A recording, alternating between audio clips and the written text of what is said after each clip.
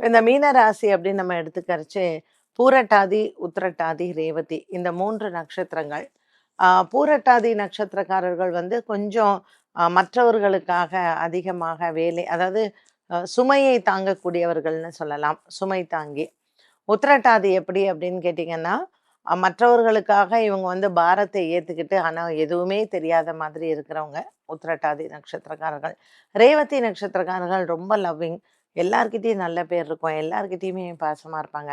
ஆனால் அவங்களுக்குன்னு இருக்கக்கூடிய ஒரு பிடிவாத குணம் மற்றவர்களுக்கு தெரியவே தெரியாது.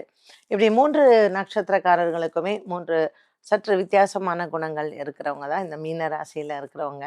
இந்த கழுவுற மீன்ல நழுவுற மீன் அப்படின்னு சொல்லுவாங்க தெரியுங்களா? அவங்க வந்து மீன ராசிக்காரர்கள் தான்.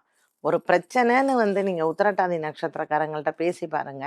அவங்க கரெக்ட்டா நைஸா நழுவிருவாங்க. வேற யாராவது கொஞ்சம் பேக்கா இருக்கிறது, இல்ல வந்து இவங்க சொன்னா கேட்குற மாரி இருக்கிற ஆளுங்கள கொண்டாந்து வுட்டுட்டு, இவங்க வந்து அதுக்கும் தனக்கும் சம்மந்தமே இல்லாத மாரி நகர்ந்து போயிருவாங்க. ஸோ அது வந்து அவங்களுடைய ஒரு ஃபால்ஸ் ஃபேஸ். நீங்க வந்து ஒரு விஷயம் நீங்க பேசுறீங்க. இல்ல நீங்க வந்து ஒரு விஷயத்த நீங்க சொல்றீங்க அப்படின்னா, சொன்ன வார்த்தைய கண்டிப்பா காப்பாத்தணும். இல்லன்னா, அந்த களத்துல நின்னு நீங்க சந்திக்கணும். ஸோ மற்றவர்களை சந்திக்கக்கூடிய ஒரு விஷயத்துல வந்து கழுவுற மீன்ல நழுவுற மீன் வந்து மீன ராசியில உத்திரட்டாதி நட்சத்திரக்காரர்கள சொல்லலாம். ரேவதி நட்சத்திரக்காரர்கள் வந்து பட்டும் படாமயும் இருந்திருப்பாங்க. "ஐயோ! அப்பா நமக்கு எதுக்குடா வம்பு" அப்படின்னு ரொம்ப நல்லவங்களா எல்லார்கிட்டயும் நல்ல பேர் எடுத்துட்டு, அவங்க செய்யற விஷயங்கள் வெளியில தெரியவே தெரியாது.